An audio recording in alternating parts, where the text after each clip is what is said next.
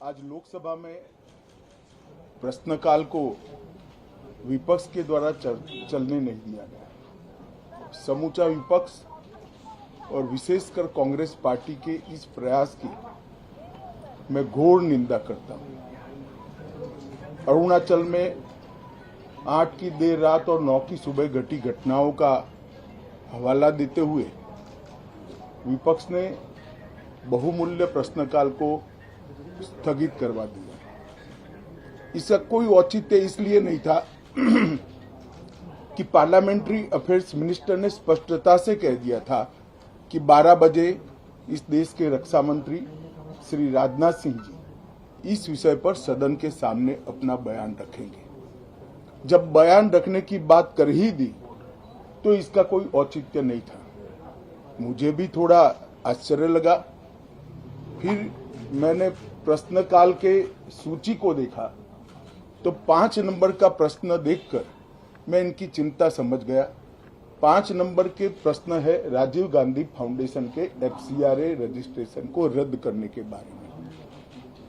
अब उन्हीं के कांग्रेस के ही सदस्य के द्वारा ये प्रश्न पूछा गया और जवाब में बहुत स्पष्ट था। अगर तो मौका देते तो मैं सदन के पटल पर भी बताता कि राजीव गांधी फाउंडेशन को 2005-06 और 2006-07 के वित्तीय साल में चीनी दूतावास से 1,35 लाख रुपए का अनुदान प्राप्त हुआ था। चूंकि FCRA के कानून और उसकी मर्यादाओं के अनुरूप नहीं था तो नोटिस देकर पूर्णतया कानूनी प्रक्रिया का अनुपालना करते हुए गृह मंत्रालय ने इसका रजिस्ट्रेशन रद्द किया था। फाउंडेशन ने अपना रजिस्ट्रेशन सामाजिक कार्यों के लिए करवाया है और ये जो राशि चीनी दूतावास से मिली इसका उपयोग भारत चीन संबंधों के विकास पर शोध करने के लिए ये पैसा दिया गया। अब मैं कांग्रेस पार्टी को पूछना चाहता हूं कि इन्होंने शोध तो जरूर किया होगा। क्या उनकी शोध में 1962 में जो हजारों हेक्टेयर भूमि भारत की चीन ने हड़प ली वो शामिल था क्या? और शोध इस पर किया तो रिपोर्ट क्या आई है? नेहरू जी के प्रेम के कारण सुरक्षा परिषद में भारत की स्थायी सदस्यता बलि चढ़ गई। इस विषय को उन्होंने शोध का विषय बनाया था क्या? और अगर बनाया था तो इसका नतीजा क्या हुआ? जिस वक्त गलवान के अंदर हमारे सेना के वीर जवान चीनियों से भिड़ रहे थे उस वक्त चीनी दूतावास के अधिकारियों को कौन रात्रि भोज दे रहा था? वो उनकी शोध का विषय था क्या?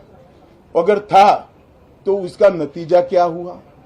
जब उनकी सरकार थी तो 2006 में भारत में चीन के दूतावास ने पूरे अरुणाचल और पूरे नेपाल पर दावा कर दिया। वो उनकी शोध का विषय था क्या? अगर शोध हुई तो उसका नतीजा क्या हुआ? 25 मई 2007 को चीन ने कांग्रेस के ही मुख्यमंत्री दोरजी खंडू को वीजा देने से इनकार कर दिया क्योंकि ये तो हमारा ही हिस्सा है अरुणाचल। ये भी शोध किया गया क्या? 13 अक्टूबर 2009 को मनमोहन सिंह की अरुणाचल यात्रा पर चीन ने आपत्ति जताई, वो आपने जांच किया है क्या? और 2010 में चीन ने जम्मू कश्मीर के लोगों को स्टेपल्ड वीजा जारी करने की प्रथा शुरू की, ये भी क्या आपका शोध का विषय था? 2011 में कांग्रेस सरकार ने चीन की धमकी के बाद हमारे रोड और वाइटल बॉर्डर इंफ्रास्ट्रक्चर्स का निर्माण डैम चौक में रोक दिया। ये क्यों रोका गया इसकी भी शोध की है। मैं कांग्रेस पार्टी को पूछना चाहता हूं, ये दोगला रवैया जनता के सामने नहीं चलता है। जनता सब देख रही है। आपके परिवार द्वारा चलाया गया फाउंडेशन उसका FCRA रजिस्ट्रेशन चीन की दूतावास से मिले हुए अनुदान से समाप्त हुआ है। आपके ही समय में हजारों किलोमीटर भूमि अवैध रूप से हमसे हड़प ली गई है। आपके ही समय में हमें मिली हुई सुरक्षा परिषद की सदस्यता आपने निजी संबंधों को बनाने के लिए चीन की भेंट कर दी है। ये सारी जनता ये सभी विषयों को जानती है। मैं इतना स्पष्ट कहना चाहता हूं कि भारतीय जनता पार्टी की सरकार है, नरेंद्र मोदी इसके प्रधानमंत्री है, और जब तक भारतीय जनता पार्टी की मोदी सरकार चल रही है, 1 इंच जमीन पर भी कोई कब्जा नहीं कर सकता।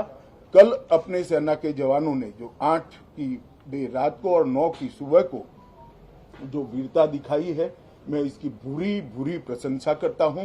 इन्होंने घुसे हुए सभी लोगों को कुछ ही घंटों में वापस खदेड़ दिया और हमारी भूमि का रक्षण किया है। राजीव गांधी फाउंडेशन के FCRA लाइसेंस रद्द होने का एक दूसरा भी कारण था। इस्लामिक रिसर्च फाउंडेशन की, जिसका प्रणेता जाकिर नायक है, जाकिर नायक को पूरा देश जानता है, उनसे भी 7 जुलाई 2011 को 50 लाख रुपया राजीव गांधी फाउंडेशन ने प्राप्त किया था। मैं पूछना चाहता हूं, राजीव गांधी फाउंडेशन के कर्ता धर्ता जो कांग्रेस की फैमिली पार्टी है उसी के सदस्य हैं, तो आपको ये पैसा जाकिर नाइक ने किस मकसद के लिए दिया था, इसकी भी स्पष्टता देश की जनता के सामने होनी चाहिए। धन्यवाद।